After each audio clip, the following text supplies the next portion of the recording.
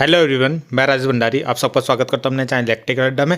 तो जैसे कि आप सबको पता है कि हम क्लास 12th की जो है केमिस्ट्री यूके बोर्ड के लिए, ठीक है, तो जो इम्पोर्टेंट जो रिएक्शंस थी वो कर रहे थे, ठीक है। तो इससे पहले जो हमने किस में हेलो एल्केन, हेलो एरीन, ठीक, आपका एल्डिहाइड, एल्कोहल, फिनॉल, कीटोन और कार्बोक्सिलिक एसिड, ये सब इन सब में जो इंपॉर्टेंट रिएक्शंस आपकी आ सकती है वो मैंने करवा दी थी, ठीक है। एक आपका रह गया एमाइंस। तो आज हम इस वीडियो में एमाइंस के बारे में पढ़ेंगे और इसमें जो इंपॉर्टेंट रिएक्शन होंगी वो करेंगे, ठीक है। तो सबसे पहले थोड़ा सा बेसिक देख लेते हैं कि एमाइंस होता क्या है, ठीक, कि एमाइंस होता क्या है। तो एमाइंस होते हैं वो डेरिवेटिव्स होते हैं किसके, अमोनिया के, ठीक है। यानी आप जैसे हिंदी मीडियम वाले तो वो उनको मैं किस तरीके से, मतलब मैं आपको हिंदी में भी बता दूंगा इसमें, क्योंकि नोट्स तो हिंदी में अवेलेबल नहीं है, क्योंकि इसमें रिएक्शंस होती है तो आपको हिंदी इंग्लिश में ज़्यादा इसमें फ़र्क नहीं पड़ेगा इसमें, ठीक है। तो मैं इस आपको हिंदी में भी समझा दूंगा। तो ये अमोनिया के डेरिवेटिव्स होते हैं। अब डेरिवेटिव्स मतलब ये अमोनिया के क्या होते हैं, व्युत्पन्न होते हैं। हिंदी में क्या बोलते हैं, डेरिवेटिव्स को बोलते हैं व्युत्पन्न, ठीक। तो ये अमोनिया के डेरिवेटिव्स होते हैं, उनसे ये बनाए जाते हैं, ठीक। और ये आपके क्या है और कहाँ प्रेजेंट होते हैं, ये आपके जैसे नेचर में प्रेजेंट होते हैं, किसमें, प्रोटीन्स में प्रेजेंट होते हैं, ये हार्मोन्स में प्रेजेंट होते हैं, हिंदी में भी यही बोलते हैं इन्हें, विटामिन्स में प्रेजेंट होते हैं, ठीक है। और ये यूज़ किए जाते हैं किसके प्रिपरेशन में, मेडिसिन, पॉलीमर्स, ईटीसी, है ना, इन चीज़ों में, यानी मेडिसिन और पॉलीमर्स बनाने में इसका यूज़ किया जाता है। बाकी और चीज़ें भी होती हैं, ठीक है, उनमें ये चीज़ आपका यूज़ किया जाता है। तो अमोनिया के एमाइंस क्या होते हैं, अमोनिया के डेरिवेटिव्स होते हैं, यानी अमोनिया से बनाए जाते हैं, ठीक है, उसके व्युत्पन्न होते हैं, अमोनिया के व्युत्पन्न होते हैं। बाकी ये प्रोटीन्स, हार्मोन्स, विटामिन इनमें प्रेजेंट होते हैं आपका। और क्या क्या चीज़ बनाई जाती है, इसे मेडिसिन बनाई जाती है, पॉलीमर्स बनाए जाते हैं, ठीक है। नेक्स्ट चीज़ जो है कि अमाइन आपका जो होता है एड्रेनलिन हार्मोन, इसके अंदर भी पाया जाता है। क्यों, ब्लड प्रेशर जो होता है आपका उसको इंक्रीज करने के लिए इसका यूज़ किया जाता है, ठीक है। तो इसके अंदर आपका क्या है, अमाइंस प्रेजेंट होता है, ठीक। तो ये थोड़ा बेसिक था अमाइन के बारे में। उसके बाद देख देते हैं अमाइन का क्लासिफिकेशन, ये भी बेसिक है, ठीक है। रिएक्शन इसके बाद देखेंगे, पहले आप बेसिक देख लो। तो 1 डिग्री अमाइन किसको बोलते हैं, अगर आपका अमोनिया होता है, अमोनिया में क्या होता है, 3 H होते हैं इस तरह के एन से जुड़े हुए, ठीक। अगर आपने एक एच हटा के एक यहाँ पे आर जोड़ दिया तो ये कौन सा बन जाएगा, 1 डिग्री अमाइन बन जाएगा, ठीक है। और आप अगर आपने फिर से क्या करा, एक एच हटा के 2 आर जुड़ गए, है ना, मतलब 2 एच हट के 2 अगर आपके आर जुड़ गए, ठीक है, तो ये 2 डिग्री अमाइन बन जाएगा। और अगर आपने तीनों एच हटा के 3 आर जोड़ दिए एन से, तो ये 3 डिग्री अमाइन बन जाएगा। तो आपको दिख रहा होगा 1 डिग्री में 1 आर होगा, 2 डिग्री में 2 आर होंगे, ठीक है, और 3 डिग्री में 3 आर होते हैं, ठीक। तो ये आपका 1 डिग्री, 2 डिग्री, 3 डिग्री क्या होते हैं आपके एमाइंस होते हैं, ठीक। एलिफेटिक किन्हें बोलते हैं, एलिफेटिक एमाइंस जब आपका आर हमने ले रखा है, ठीक है, आर मतलब कोई भी अल्काइल ग्रुप जैसे CH3, C2H5, तो ये अगर आपका प्रेजेंट है तो उसको हम एलिफेटिक अमीन के अमाइंस बोलते हैं, ठीक है। इस तरीके से है तो इसे हम एलिफेटिक अमाइंस बोलेंगे, ठीक है। कभी भी आपका एल्काइल ग्रुप आ गया जैसे CH3, C2H5 इस तरीके से आ गया तो वो एलिफेटिक होगा, चेन की फॉर्म है। और एरोमेटिक किसको बोलते हैं, ठीक है। एलिफेटिक के ही एग्जांपल है जैसे 1 डिग्री, 2 डिग्री, 3 डिग्री, ठीक है। 3 डिग्री मतलब 3 आर है इसमें, देखो आर मतलब CH3, ठीक है, इसमें 2 आर है। और इससे पहले वाले में क्या थे, आपका एक ही आर था, ठीक है। तो ये जो 1 डिग्री, 2 डिग्री, 3 डिग्री अभी हमने ऊपर पढ़ा ना, एलिफेटिक वाले थे ये, ठीक है, जिनमें CH3 ग्रुप है। एरोमेटिक अमाइंस या एराइल अमाइंस किन्हें बोलेंगे, जिनमें बेंजीन रिंग्स आएंगे आपके, ठीक है। तो यहाँ पे देखो बेंजीन रिंग्स यानी AR, बेंजीन रिंग्स इस तरीके से शो करते हैं एरोमेटिक, ठीक है।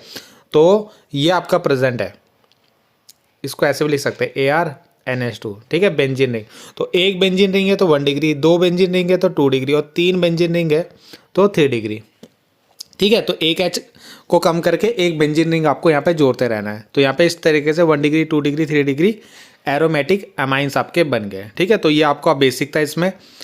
अब यहाँ से स्टार्ट होती है आपकी प्रिपरेशन ऑफ अमाइंस। सबसे ज़्यादा इंपॉर्टेंट ये वाली रिएक्शन है, बाय एल्काइल हैलाइड, ठीक है। यानी जिसको हम बोलते हैं एल्काइल हैलाइड मतलब एल्कील हैलाइड से, हिंदी में बोलेंगे एल्कील हैलाइड से एमाइन का निर्माण कराना आपको, ठीक है।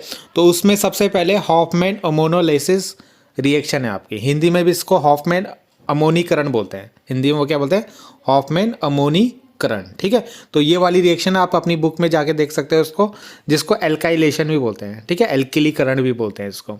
अब होता क्या है इसमें, जैसे आपको पता है एल्किल हैलाइड लेना है आपको, ठीक।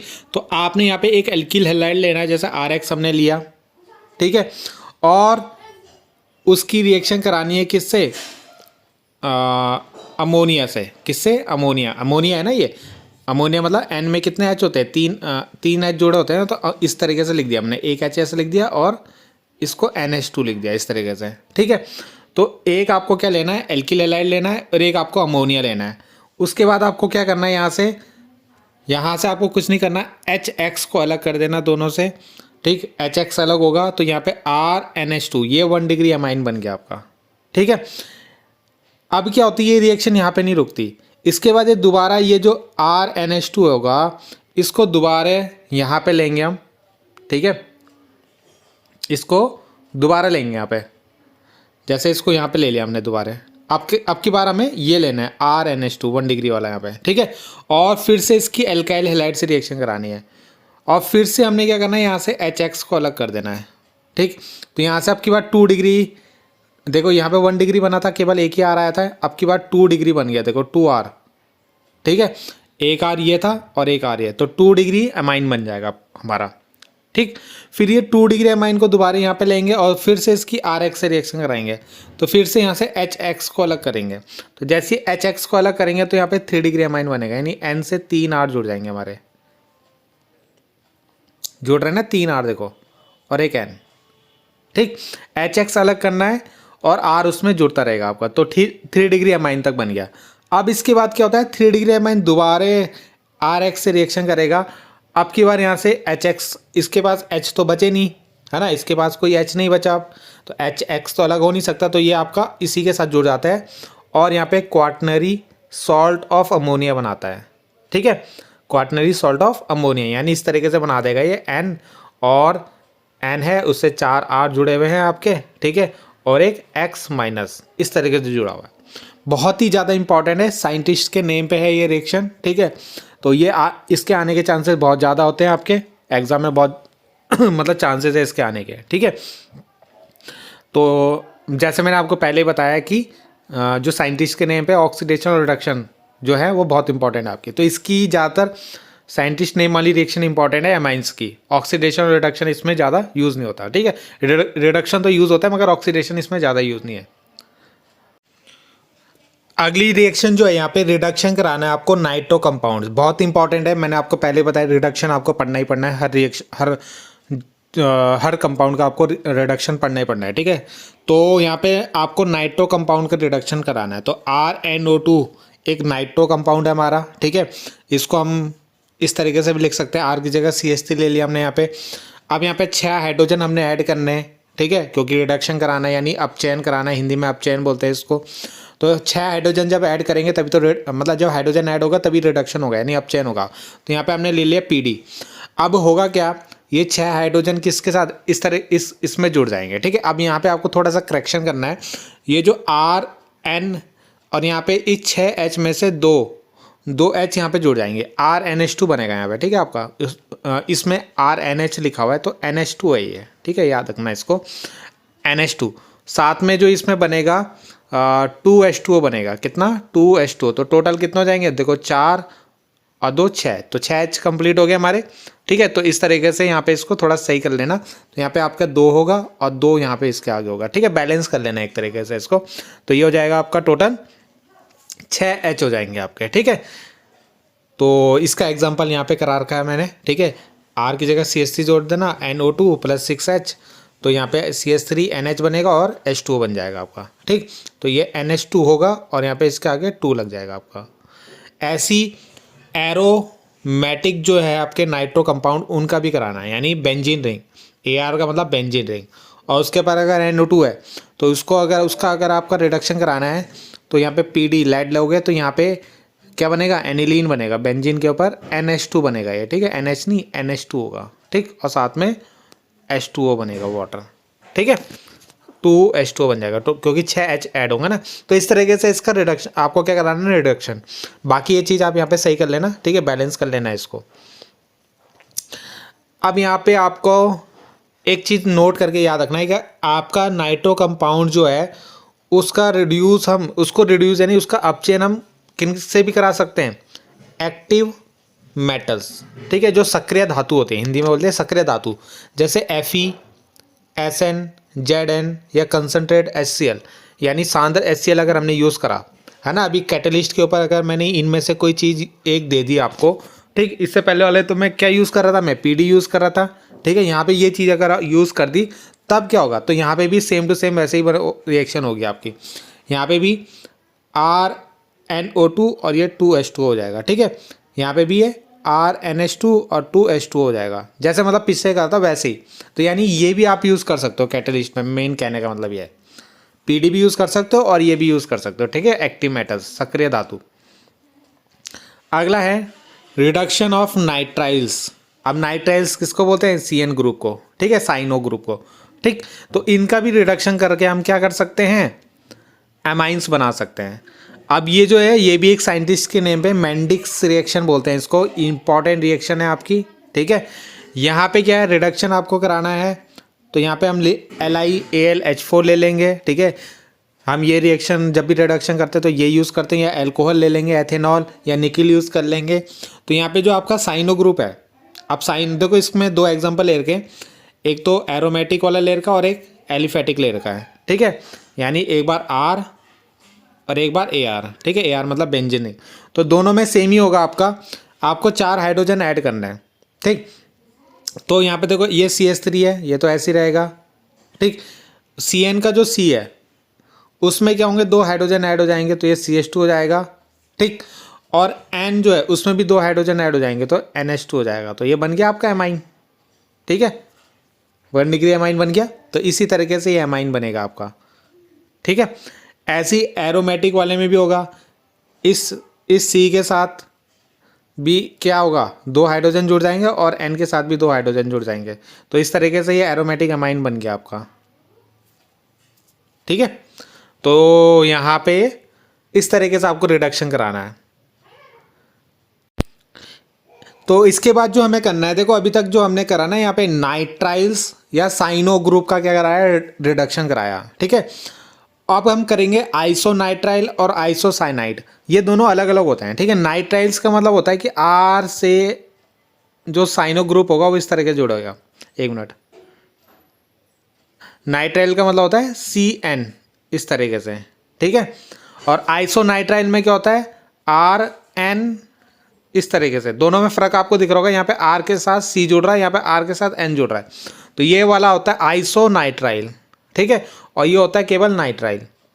तो यहाँ पे हमें जो नेक्स्ट हमें पढ़ना है आइसोनाइट्राइल, इसका रिडक्शन कराना है, तो RNC इसका रिडक्शन कराओगे तो सेम टू सेम ऐसे करोगे, N के साथ एक H जुड़ेगा और C के साथ आपके 3 H जुड़ जाएंगे, ठीक है। तो टोटल 4 H लेना है आपको, और यहाँ पे निकिल और ईथर की प्रेजेंस में ये करवाना है।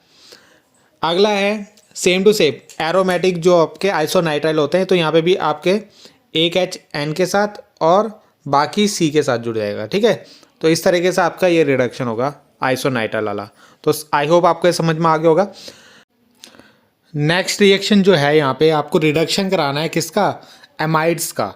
अब एमाइड्स का फॉर्मूला क्या होता है, ये एमाइड्स का फॉर्मूला है RC≡O NH2, ठीक है, ये एमाइड होता है। तो इसका आपको रिडक्शन कराना है, तो रिडक्शन मतलब यहाँ से क्या करना पड़ेगा, रिडक्शन में हमें पता है या तो हाइड्रोजन ऐड करते हैं या ऑक्सीजन को रिमूव करते हैं, ठीक है। तो यहाँ पे क्या करेंगे, हम इस ऑक्सीजन को यहाँ से रिमूव कराएंगे और यहाँ से ऑक्सीजन रिमूव होगा और यहाँ पे हाइड्रोजन आपका जुड़ेगा, ठीक है। तो इस तरीके से RCH2 NH2 बनेगा, ठीक है, RCH2 NH2 बनेगा और साथ में वाटर, यानी ये O जो होगा H2O की फॉर्म में निकल जाएगा यहाँ से, ठीक है। तो इस तरीके से हम एमाइड का क्या कराते हैं, रिडक्शन कराते हैं। तो ये इसका एग्जांपल लेयर का, R की जगह हमने CH3 ले लिया, ठीक है। और यहाँ पे जो कैटलिस्ट आपको लेना है, लिथियम एल्यूमिनियम जो हाइड्रोजन होता है वो लेना है आपको, ठीक है, और किस में, ईथर की प्रेजेंस में, ठीक। नेक्स्ट रिएक्शन है आपकी हॉफमैन। देखो ये आ गई आपकी इंपॉर्टेंट क्वेश्चन, जो रिएक्शन है Hofmann bromo amide degradation reaction, ठीक है। यानी हॉफमैन ब्रोमिनीकरण जो रिएक्शन है ना आपकी, इसको आप अपने हिंदी मीडियम वाले जो है अपनी बुक में जाके देख सकते हैं इसको, ये रिएक्शन आपकी आएगी वहाँ पे, ठीक है। तो ये रिएक्शन भी बहुत इंपॉर्टेंट है आपकी। तो इस रिएक्शन में क्या करते हैं हम लोग,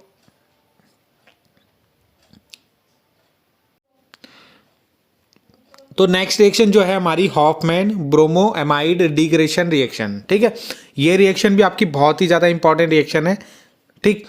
ये भी एक साइंटिस्ट के नेम पे, तो ये भी आपके एग्जाम में आती है बहुत ज़्यादा, ठीक। तो यहाँ पे भी हमें क्या करना है, ब्रोमो एमाइड के Hofmann bromo amide degradation reaction है आपकी। तो यहाँ पे क्या करना है हमें, यहाँ पे ना हमारा एक प्राइमरी एमाइन बनता है, ठीक है। प्राइमरी एमाइन मतलब 1 डिग्री एमाइन बनाते हैं हम यहाँ पे, ठीक है। तो होता क्या है इसमें, यहाँ पे लेते हैं हम एमाइड, जब भी हमने पहले लिया था इससे पहले रिएक्शन में, इसकी रिएक्शन कराते हैं ब्रोमाइड से, और साथ में लेते हैं हम KOH, ठीक। तो यहाँ से ये कन्वर्ट होता है एमाइड से एमाइन में, ठीक। यानी 1 डिग्री एमाइन बनता है और साथ में K2CO3 KBr और H2O यहाँ पे आपका फॉर्म होता है, ठीक। तो ये रिएक्शन आपको याद रखनी है। साथ में हम एमाइड में जो एरोमेटिक एमाइड है वो भी ले सकते हैं, ठीक है। यानी R की जगह हमने यहाँ पे बेंजीन ले लिया, ठीक। तो यहाँ पे जो हम आपका बनेगा एनिलीन बनेगा, क्या बनेगा, एनिलीन। बेंजीन के ऊपर NH2 होता है तो उसको एनिलीन बोलते हैं, ठीक है। तो ये एनिलीन बनेगा यहाँ पे, बाकी प्रोडक्ट सेम होगा, ठीक। तो ये रिएक्शन भी आपकी बहुत इंपॉर्टेंट है। अब ये रिएक्शन आपको इस तरीके से कन्वर्जन की फॉर्म में भी आ सकता है, नाम से भी आ सकता है, ठीक है। तो इसको आपको हर तरीके से याद रखना है, बहुत इंपॉर्टेंट रिएक्शन है ये। अभी तक जो पढ़ी उनमें सबसे ज़्यादा इंपॉर्टेंट यही है, ठीक। अगली चीज़ आपको पढ़ना है कि केमिकल प्रॉपर्टीज़ हम पढ़ेंगे एमाइंस की। तो इसमें सबसे पहले ना आपको एक चीज़ याद रखना है, इसका बेसिक करेक्टर। यानी जो एमाइन होते हैं ना सारे बेसिक करेक्टर के होते हैं, यानी बेसिक नेचर होता है इनका। अब बेसिक नेचर क्यों होता है, क्योंकि इनके ऊपर लोन पेयर होता है। लोन पेयर किसको बोलते हैं, जैसे N है, ठीक है, NH2 इस तरीके से लिख रहे हैं ना हम एमाइन को। तो यहाँ पे जो N होता है ना उसके ऊपर इस तरीके से इलेक्ट्रॉन प्रेजेंट होते हैं, तो इसी को हम लोन पेयर बोलते हैं। क्या बोलते हैं इसको, इस इलेक्ट्रॉन को बोलते हैं हम लोन, ठीक है, लोन पेयर। तो इस लोन पेयर की वजह से क्या होता है, ये लुईस बेस होता है, ठीक है। अब यहाँ पे जो ऑर्डर ऑफ बेसिक स्ट्रेंथ का है वो है आपका, देखो 3 डिग्री में सबसे ज़्यादा बेसिक होता है, फिर 2 डिग्री और फिर 1 डिग्री, ठीक है। ये 1 डिग्री है, ये आपका 2 डिग्री है और ये 3 डिग्री है, ठीक है। तो ये आपका ऑर्डर होता है इसमें, और ये किस में, केवल गैसेस स्पेस में ठीक। बाकी मैं इसको एक्सप्लेन करूँगा बाद में, ठीक है, अच्छे से, कि ये 1 डिग्री 3 डिग्री ज़्यादा क्यों होता है, फिर 2 डिग्री फिर 1 डिग्री क्यों होता है। ये जब थ्योरेटिकल क्वेश्चन बनाऊंगा ना वहाँ पे इसको कराऊंगा, ये भी इंपॉर्टेंट है, ठीक है। तो वहाँ पे इसको अच्छे से समझाऊंगा। तो अभी केवल हम इसमें रिएक्शंस देख रहे हैं, ठीक। तो रिएक्शंस देखते हैं यहाँ पे, बाकी इंपॉर्टेंट रिएक्शन। तो यहाँ पे जो हमारी नेक्स्ट रिएक्शन है गैब्रियल थैलेमाइड रिएक्शन, ठीक है, बहुत इंपॉर्टेंट रिएक्शन है। अभी तक जो हम पढ़ रहे हैं उसमें सबसे ज़्यादा इंपॉर्टेंट सेकंड नंबर में आपके आगे इससे पहले बताई थी मैंने आपको, ठीक है। तो यहाँ पे जो है आपका गैब्रियल, ये देखो क्वेश्चन किस तरीके से आता है कि गैब्रियल थैलेमाइड रिएक्शन से क्या फॉर्म होता है। तो 1 डिग्री अमाइन बनाते हैं हम, सबसे पहली बात। ये आपका क्वेश्चन शायद सैम्पल पेपर में या आपका हाफेली में आया था, ठीक है। तो ये 1 नंबर में इस तरीके से क्वेश्चन आता है। बाकी ये आपको कंप्लीट करने के लिए भी आ सकती है। तो यहाँ पे इसको करते कैसे हैं, तो यहाँ पे लेते हैं हम क्या, थैलेमाइड, ठीक है। थैलेमाइड हमने लिया, इसकी रिएक्शन कराते हैं हम KOH से, ठीक। अब KOH से जैसी इसकी रिएक्शन कराते हैं, आप थैलेमाइड का जो फॉर्मूला इस तरीके से बेंजीन, ठीक है, और यहाँ पे ये इस तरीके से C11O और ये NH से जुड़ा होता है इस तरीके से, ठीक है। तो ये आपका थैलेमाइड हो गया। इसकी रिएक्शन कराएंगे हम KOH से। अब KOH से जब जैसी रिएक्शन कराएंगे तो ये क्या होगा, ये OH और ये H यहाँ से निकल जाएगा H2 की फॉर्म में, ठीक है, और ये K यहाँ पे जाके जुड़ जाएगा। तो इस तरीके से NK यहाँ पे बन गया। अब इसकी रिएक्शन कराएंगे हम एल्किल हैलाइड से, RX से। तो RX क्या करेगा, यहाँ से क्या करेगा, ये R ना यहाँ पे जाके जुड़ जाएगा आपका, ठीक है, और K जो X है वो अलग हो जाएगा आपका यहाँ से, ठीक है। तो KX यहाँ पे निकल गया आपका, ठीक।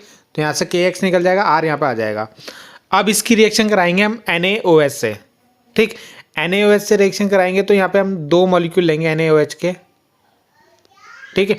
तो यहाँ पे क्या होगा, यहाँ से आपका RNH पूरा हटेगा यहाँ से, ठीक है, RNH2 इस तरीके से यहाँ पे बनेगा और यहाँ पे दो NaO यहाँ पे जाके जुड़ जाएंगे। ठीक है, दो Na इस तरीके से इसको याद रख सकते हैं। देखो ये R आ गया, यहाँ पे N आ गया और यहाँ पे इस NaOH में ना इस तरीके से होगा ये। ठीक है, इस तरीके से याद कर सकते हो, मैकेनिज्म में ये अलग तरीके से आपका हो सकता है। ठीक है, तो यहाँ पे देखो ये RN तो आ गया। ठीक है, R यहाँ से आ गया, N यहाँ से आ गया। ठीक, और ये दो H आ गए तो RNH2 बन गया आपका, और ये NaO जो बचा वो आपका यहाँ पे जाके जुड़ जाएगा। ठीक है, NaO दोनों NaO यहाँ पे जाके आपके यहाँ पे जुड़ जाएंगे। ठीक है, तो इस तरीके से यहाँ पे आपका और बाकी जो RNH2 निकला है ये 1 डिग्री अमाइन आपका यहाँ पे फॉर्म हो गया। इंपॉर्टेंट रिएक्शन है आपकी ये बहुत ज़्यादा। ठीक है, नेक्स्ट रिएक्शन क्या है आपकी? तो नेक्स्ट रिएक्शन जो है आपकी, रिएक्शन करानी है acid reaction with acid chloride. ठीक है, और एसिड एनहाइड्राइड। ठीक है, जिसको हम एसिलेशन रिएक्शन भी बोलते हैं। तो एसिड क्लोराइड का फॉर्मूला इससे पहले बहुत सारी पुरानी वीडियो में मैंने ये फॉर्मूला आपको बहुत बार बता दिया, RCOOCl। तो ये होता है एसिल क्लोराइड। और एसिड एनहाइड्राइड का फॉर्मूला क्या होता है? RCO और इन दोनों को जोड़ देते हैं हम O से। ठीक है, तो ये हो गया आपका एसिड एनहाइड्राइड। इन दोनों से रिएक्शन करानी है आपकी। तो पहले हमने एसिड क्लोराइड लिया और उसकी रिएक्शन कराई अमाइन से, 1 डिग्री अमाइन से। आपको कुछ नहीं करना है, यहाँ से एक H और एक Cl को अलग कर देना है। ठीक है, तो ये HCl निकल गया, बाकी पूरा यहाँ पे आके जुड़ जाएगा। तो ये क्या हो जाएगा? RCO और ये RNH, ये इस तरीके से यहाँ पे जुड़ जाएगा आपका। ठीक है, तो ये आपका एक रिएक्शन कंप्लीट हो गई आपकी। ठीक है, वैसे ही आप यहाँ पे 2 डिग्री अमाइन से भी करा सकते हो, है ना। तो 2 डिग्री अमाइन से भी क्या हो गया? एक H और एक Cl निकल जाएगा यहाँ पे, और N और H2 यहाँ पे N और R2 आपके यहाँ पे जुड़ जाएगा। ठीक, एनहाइड्राइड से किस तरीके से कराओगे? यहाँ पे भी आपने क्या करना है, ये एनहाइड्राइड लिया, C2H5NH2 लिया। ठीक है, तो यहाँ से क्या करना है आपको? एक H नहीं, एक मिनट, यहाँ पे क्या करना है आपको? CH3COO। ठीक है, और एक H जो है यहाँ पे NH2 से एक H, ये आपका यहाँ से इस तरीके से निकल जाएगा। ठीक है, तो ये बन जाएगा आपका CH3COOH, कार्बोक्सिलिक एसिड यहाँ से बन जाएगा, एथेनोइक एसिड, और सब बाकी जो बचा वो यहाँ पे आपका फॉर्म हो जाएगा।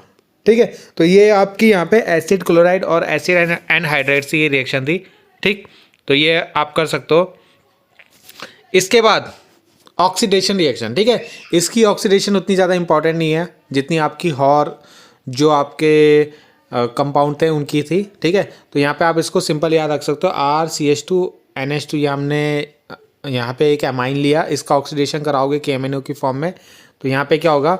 आपको यहाँ से H2 मतलब हाइड्रोजन को अलग कराना है। ठीक है, हाइड्रोजन अलग होगा और O यहाँ पे ऐड हो जाएगा। तो यही आपका ऑक्सीडेशन होता है। ठीक है, तो RCH यहाँ से एक H कम हो गया। ठीक है, और आपका यहाँ पे इसके जैसे H हटेगा तो वहाँ पे उनके बीच में डबल बॉन्ड आ जाएगा, और N और एक H यहाँ से अलग हुआ और यहाँ पे O इसके साथ आ गया। ठीक है,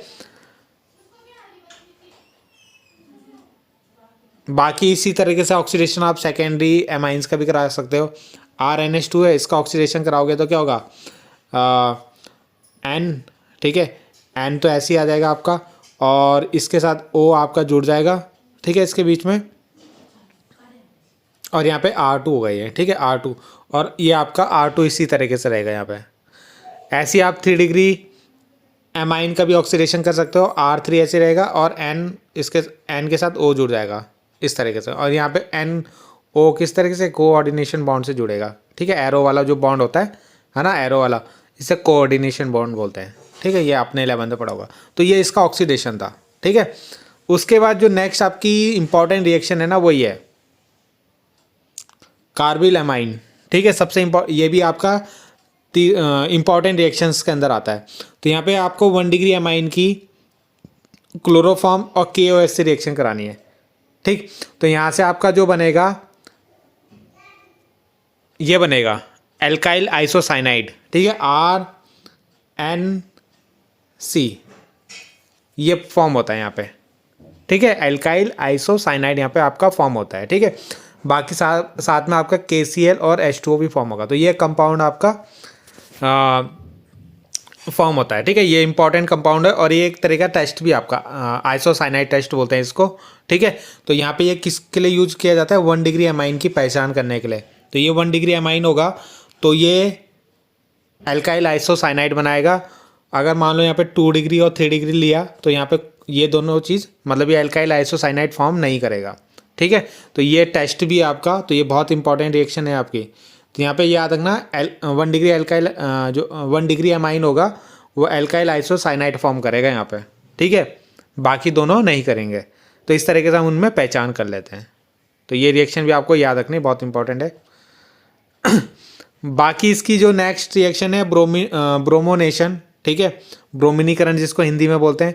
तो यहाँ पे अगर आपने NH2 लिया, एनिलीन लिया, ठीक, तो यहाँ पे जो है ना ये जो Br हैं आपके, जो आपने 6 Br लिए हैं, 6 Br में से 3 Br आपके ऑर्थो, पैरा और ऑर्थो में इस तरीके से जुड़ जाएंगे आपके। ठीक है, यानी जो इसकी ये पोजीशन होती है इसकी 1 है ना, ये 2, ये 3, ये 4, ये 5 और ये 6। ठीक, इस तरीके से पोजीशन होती है। तो ये 2 पे, 4 पे और 6 पे आपका जुड़ जाएगा ब्रोमो Br, है ना। टोटल 6 लिए थे, 6 में से 3 जुड़ गए और 3 H के साथ निकल जाएंगे। अब ये H कहाँ से आएंगे? एक H यहाँ से आएगा, एक H यहाँ से, एक H यहाँ से, तो 3 HBr यहाँ से आपके निकल जाएंगे। ठीक है, तो इसको ब्रोमोनेशन बोलते हैं। तो यहाँ पे जो ब्रोमीन है ना आपका तीनों पोजीशन में मिलता है हमें। ठीक है, नेक्स्ट रिएक्शन जो इसके अंदर आती है कपलिंग रिएक्शन। ठीक है, ये भी बहुत इंपॉर्टेंट है कपलिंग रिएक्शन। तो यहाँ पे क्या करना है आपको? एनिलीन लेना है। अब एनिलीन आपको दिख रहा होगा बेंजीन रिंग है। ठीक है, उसके ऊपर NH2, तो यही एनिलीन होता है। तो ये NH2 को हमने इस तरीके से लिख दिया NH और H। इसकी रिएक्शन करानी है हमें किससे? बेंजीन डाइजेनम क्लोराइड है ना ये, तो उससे हमें रिएक्शन करानी है इसकी। ठीक है, तो क्या फॉर्मूला होता है बेंजीन डाइजेनम क्लोराइड का? बेंजीन रिंग होती है। ठीक है, और यहाँ पे N इस तरीके से होता है, उसके साथ क्लोरीन। तो इसके साथ हमें रिएक्शन करानी है। तो आपको क्या कराना है? यहाँ पे HCl को अलग कर देना है वैसे यहाँ से। ठीक, जैसे HCl को अलग करोगे ये दोनों आपस में जुड़ जाएंगे, तो इस तरीके से फॉर्म हो जाएगा ये। ठीक है, ये HCl यहाँ पे अलग से लिखा हुआ है यहाँ पे। तो इस तरीके से कंपाउंड फॉर्म हो जाएगा। अब आपको कुछ नहीं करना है। उसके बाद इसको जैसे ही आप गर्म करोगे, हीट करोगे इतने टेम्परेचर पे 300 से 310 केल्विन में, तो यहाँ से जो NH2 होगा ना वो इसकी पैरा पोजीशन में चला जाएगा बस। ठीक है, और केवल N ट्रिपल बॉन्ड N रहेगा बीच में। आया समझ में? पहले आपको क्या करना है? HCl को अलग करना है, और जैसे आप HCl को अलग करोगे तो ये कंपाउंड फॉर्म होगा। और ये कंपाउंड को जब आप गर्म करोगे तो यहाँ से क्या, तो यहाँ से जो NH2 है, ठीक है, वो NH2 यहाँ जाके चला जाएगा आपका। ठीक है, NH2 कौन सा? ये NH है ना, तो ये यहाँ जाके यहाँ इधर चला जाएगा और NH2 की फॉर्म में बन जाएगा यहाँ पे। ठीक है, तो ये आपका यहाँ पे ये कंपाउंड फॉर्म होता है। तो इसी को हम बोलते हैं कपलिंग रिएक्शन। ठीक, इसके बाद आता है हिंसबर्ग टेस्ट। अब ये टेस्ट भी आपका आ सकता है, वैसे मैंने देखा नहीं है बहुत टाइम से। ठीक है, मतलब पुराने पेपर में भी मेरे को ये दिखा नहीं है। बस इसको आप समझ लो, बहुत सिंपल है हिंसबर्ग टेस्ट। तो ये क्या क्यों यूज़ होता है? 1 डिग्री, 2 डिग्री और 3 डिग्री में क्या करते हैं? पहचान करने के लिए यूज़ होता है। ठीक है, यानी 1 डिग्री, 2 डिग्री, 3 डिग्री अगर आपको एमाइन दे दिया और आपको पता लगाना है कि कौन सा 1 डिग्री, कौन सा 2 डिग्री, कौन सा 3 डिग्री है, तो उसको हम हिंसबर्ग टेस्ट से पहचान कर सकते हैं उसकी। तो यहाँ पे देखो क्या करना है आपको, सिंपल। यहाँ पे आपने जैसे 1 डिग्री एमाइन लिया, ठीक है, ये क्या है? 1 डिग्री एमाइन है ना, RNH2। इसकी रिएक्शन करानी है हिंसबर्ग रिएजेंट, तो इसको बोलते हैं हिंसबर्ग रिएजेंट। ठीक है, बेंजीन S के ऊपर डबल बॉन्ड O, S के नीचे डबल बॉन्ड O और Cl। अब आपको कुछ नहीं करना है यहाँ पे सिंपल इस H को और इस HCl को यहाँ से अलग करना है। ठीक है, HCl को अलग कर दिया हमने, बाकी इन दोनों को जोड़ देना है। तो ये RNH2 ये आ गया यहाँ पे। ठीक है, और ये बेंजीन रिंग वाला ये पूरा यहाँ पे आ गया। ठीक, तो इस तरीके से कंपाउंड फॉर्म हो जाएगा यहाँ पे। उसके बाद आपकी इसकी रिएक्शन करानी है KOH से। KOH से जैसी रिएक्शन कराओगे यहाँ पे, ठीक है, तो यहाँ पे आपको क्या करना है? एक तो ये H, ठीक, और एक KOH का OH। अलग करके वाटर को अलग कर देना, बाकी सबको ये जोड़ देना, ठीक है। तो ये क्या बन जाएगा, बेंजीन यहाँ आ गया, ये पूरा ये यहाँ पे आ गया, एन यहाँ पे आ गया और आर यहाँ पे आ गया, और ये जो के था वो बाहर आ जाएगा आपका प्लस के फॉर्म में, और ये पूरा कंपाउंड माइनस में। तो ये जो कंपाउंड बनता है ये सॉल्युबल होता है इन एल्कलाई, ठीक है। तो यहाँ से हमें पता चल जाता है ये 1 डिग्री अमाइन है। अगर हमने 2 डिग्री अमाइन लिया जिसमें 2 आर होते हैं, तो सेम टू सेम ऐसी रिएक्शन होगी इसमें, इसकी भी हिंसबर्ग रिएजेंट से रिएक्शन कराएंगे, HCl को अलग करेंगे, यहाँ पे जो कंपाउंड फॉर्म होगा वो इनसॉल्युबल होगा, यानी वो नहीं घुलेगा KOH के साथ, ठीक। जैसे आप KOH मिलाओगे ना उसके साथ घुलेगा नहीं है। तो यहाँ से आपको पता चल जाएगा कि 2 डिग्री अमाइन है, और जो 3 डिग्री अमाइन है वो रिएक्शन ही शो नहीं करता है इसमें हिंसबर्ग रिएजेंट से। इस तरीके से आप 1 डिग्री 2 डिग्री और 3 डिग्री अमाइंस की क्या कर लोगे, पहचान कर लोगे, ठीक है। नेक्स्ट जो है अमाइन आपका ख़त्म हो गया है, उसी के अंदर जो हमें डाई एजोनियम सॉल्ट भी पढ़ना है, ठीक है। ये भी बहुत इंपॉर्टेंट कंपाउंड है, यहाँ से तो आपके सारे कंपाउंड बनते हैं इससे, ठीक है। तो इसको पढ़ना भी ज़रूरी है क्योंकि इससे बहुत सारी रिएक्शन आती है आपकी। तो डाई एजोनियम सॉल्ट, तो डाई एजोनियम सॉल्ट का जो फॉर्मूला होता है वो इस तरीके से शो करते हैं हम, ठीक है। यानी AR, एक तो इसमें बेंजीन रिंग होगा, AR का मतलब बेंजीन रिंग, 2 N होंगे तो N को इस तरीके से उनके बीच में ट्रिपल बॉन्ड बनाते हैं, और X की जगह हमारा यहाँ पे क्लोरीन हो सकता है, ब्रोमीन हो सकता है, आयोडीन हो सकता है, इस तरीके से फ्लोरीन हो सकता है, वो होगा आपका। डाई क्यों बोलते हैं इसको, डाई एजो, क्योंकि यहाँ पे 2 N यूज़ हो रहा है ना, तो इसको डाई एजो बोलते हैं, ठीक है। तो यहाँ पे इसके बाद प्लस होगा, इसके बाद माइनस होगा, तो ये फॉर्मूला होता है इसका, ठीक है। जैसे हमने ये बना रखा, तो इसको बोलते हैं बेंजीन, है ना, ये इसको बेंजीन, डाई एजो मतलब N2, ठीक, और क्लोराइड मतलब Cl, तो इसलिए इसका नाम होता है बेंजीन डाइएजोनियम क्लोराइड। अब देखते हैं इससे इसका प्रिपरेशन देखते हैं कैसे इसको बनाया जाता है। तो बेंजीन डाइएजोनियम क्लोराइड को हमने ये फर्स्ट चैप्टर में पढ़ा है, इसका प्रिपरेशन मेथड, ठीक। तो यहाँ पे क्या करते हैं, एनिलीन को लेते हैं, साथ में NO2 को लेते हैं और HCl लेते हैं। तो जब हम इसको मिक्स कराते हैं तो यहाँ पे हमारा ये बेंजीन डाइएजोनियम क्लोराइड बनता है, ठीक है। साथ में NaCl और H2O बनता है। हमारा जो सबसे इम्पॉर्टेंट पार्ट है वो ये है यहाँ पे बेंजीन डाइएजोनियम क्लोराइड। इससे हम सारे एरोमेटिक क्या बनाते हैं, जो एल्किल हैलाइड होता है ना हमारे, वो बनाते हैं। एरोमेटिक हैलाइड जो होते हैं आपके, वो बनाए जाते हैं यहाँ पे। जैसे अगर हम रिएक्शन देखेंगे, जैसे ये सबसे इम्पॉर्टेंट रिएक्शन, मतलब इम्पॉर्टेंट रिएक्शन है भी, to convert diazonium salt to phenol, यानी डाइएजोनियम सॉल्ट को से हम फिनॉल कैसे बनाते हैं। तो ये रिएक्शन भी आपने पहले पढ़ रखी होगी। H2O से रिएक्शन कराएंगे तो H2O से क्या होगा, H2O में इस तरीके से होगा ना, H और OH, है ना, इस तरीके से लिख सकते हैं। तो OH तो चला जाएगा यहाँ, ये H चला जाएगा इसके साथ Cl के साथ, तो HCl निकल गया, और ये N2 यहाँ से अलग होके N2 की फॉर्म में निकल जाएगा। आया समझ में, क्या क्या मैंने इस H को तो ले गया मैं H के साथ, ठीक है, OH को रख दिया बेंजीन के ऊपर, और N2 यहाँ से आपका अलग हो गया। इसी तरीके से सारी रिएक्शन होगी यहाँ पे, इस तरीके से आपका फिनॉल बन जाएगा आपका, ठीक है।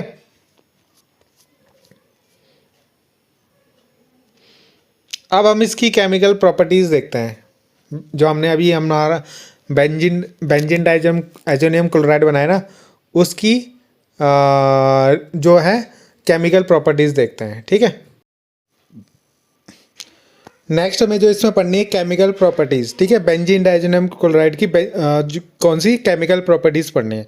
तो यहाँ पे ये रिएक्शन जो है ना, मैंने आपको पहले करा के फर्स्ट चैप्टर में, ठीक है, जहाँ पे हमने क्लोरोबेंजीन, ब्रोमोबेंजीन, आइडोबेंजीन, फ्लोरोबेंजीन सब बनाया था आपका, ठीक है। तो वही रिएक्शन है सारी वहाँ पे, मतलब दोबारा रिपीट हो रही है। तो अगर वो वाली वीडियो आपने नहीं देखी तो आप वहाँ पर जाके देख सकते हो। यहाँ पे मैं आपको सिंपल बता देता हूँ कैसे कैसे हो रहा है। तो यहाँ पे जैसे यहाँ पे क्या है, ये रिएक्शन जो है ना, इनमें क्या है, डिस्प्लेसमेंट करना है आपको नाइट्रोजन का, ठीक है। तो नाइट्रोजन का डिस्प्लेसमेंट कैसे करोगे, यहाँ से N2 को अलग करना है आपको सब में, ठीक।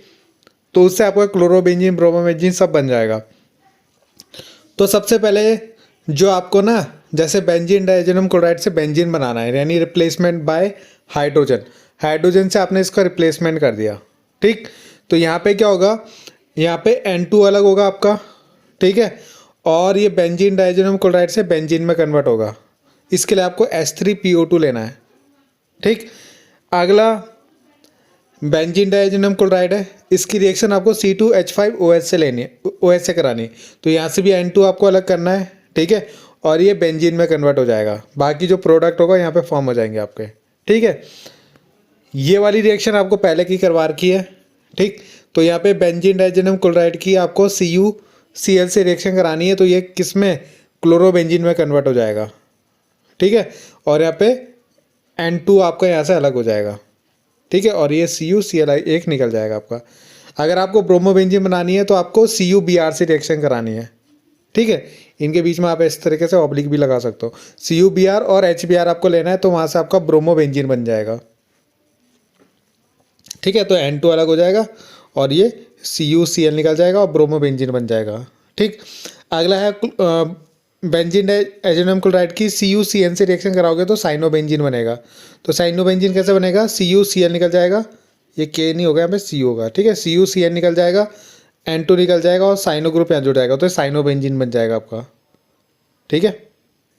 इस तरीके से CuCN, Cu भी ले सकते हो, KCN भी ले सकते हो, Cu/KCN भी ले सकते हो, ठीक है। तो यहाँ से भी आपका साइनोबेंजीन बनेगा, N2Ca यहाँ से अलग हो जाएगा आपका, ठीक है।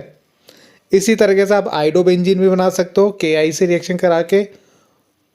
बाकी आप इस तरीके से ब्रोमोबेंजीन फिर से CuBr और HBr लेके इसमें ब्रोमोबेंजीन भी बना सकते हो। गटरमान कोच रिएक्शन ये पहले ही बता रखी, इसमें Cu और HCl लेते हैं तो यहाँ पे क्लोरोबेंजीन बनेगा, और HBr लेंगे तो ब्रोमोबेंजीन बनेगा, ठीक है। यहाँ पे Cu है केवल, सिंपल Cu, और इससे पहले वाले में हम क्या यूज़ करते थे, CuCl यूज़ कर रहे थे, ठीक। इसी तरीके से आप फ्लोरो कंपाउंड भी बना सकते हैं, तो इससे आप फ्लोरोबेंजीन भी बना सकते हो, ठीक है। ये रिएक्शन भी मैंने पहले की करा रखी है। तो यहाँ पे HbF4 से रिएक्शन कराते हैं, ठीक है। फिनॉल्स भी बना सकते हैं इससे, तो इसके लिए आपको H2O से रिएक्शन करानी है। नाइट्रोबेंजीन भी बना सकते हैं, उसके लिए आपको HNO3 से रिएक्शन करानी है। आपको N2 और HCl को अलग कर देना है और NO2 यहाँ पे बन जाएगा आपका, ठीक है। नाइट्रोबेंजीन इस तरीके से फॉर्म हो जाएगा। तो ये आपकी कुछ इम्पॉर्टेंट रिएक्शंस थी, ठीक है, जो मैंने आपको इम्पॉर्टेंट करवाई हैं, जो एग्ज़ाम में पहले आ रखी हैं और या जिनके आने के चांसेस सबसे ज़्यादा हैं, ठीक है। तो यहाँ पे आपका एमाइन ख़त्म हो जाता है, तो सारे जो ऑर्गेनिक के जितने भी चैप्टर थे वो मैंने कंप्लीट करा दिए, उनकी इंपॉर्टेंट रिएक्शन। एक आपका बायोमोलिक्यूल्स रह गया, वो भी आपको जल्दी करवा दूंगा, उसमें जो इंपॉर्टेंट रिएक्शंस होंगी, ठीक है, वो मतलब जो इंपॉर्टेंट टॉपिक होंगे वो करवा दूंगा। अब जो इसमें रह जाता है, जितनी भी ऑर्गेनिक की आपकी थियोरेटिकल क्वेश्चन जो बनते हैं आपके, उसके ऊपर भी जल्दी वीडियो बना दूंगा मैं, जितने भी इंपॉर्टेंट क्वेश्चन आपके आ सकते हैं, ठीक है। और कुछ टेस्ट हैं जो एग्ज़ाम में आ सकते हैं, ठीक है, तो वो टेस्ट भी करवा दूंगा। तो यहाँ से इस तरीके से आपकी ऑर्गेनिक तो मैं आपको लगभग करवा ही दूंगा कंप्लीट एग्ज़ाम तक, ठीक। तो अगर आपको कहीं पे भी कोई भी दिक्कत हो तो कमेंट करना, ठीक है। तो कमेंट कर सकते हो आप लोग, और कुछ भी आपको अगर नई चीज़ आपको चाहिए, मतलब कोई चीज़ आपको पूछना है तो उसके लिए भी आप कमेंट कर सकते हो। तो थैंक यू।